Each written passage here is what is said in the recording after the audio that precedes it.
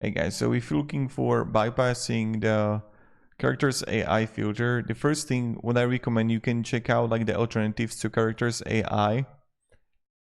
And what you need to do, you need to start slowly. So for example, someone wrote here, start small, start with the kissing, all of that stuff. Once the bot gets to that, what I is replace something else in my experience saying move your hips, for example. And you just have to play around with the words, and you can actually use ChatGPT on what kind of things you can write and what is not going to trigger the bot, right? That you have to be start small, and you can't use the standard words that could like first. So this is something, and of course you can use the alternative.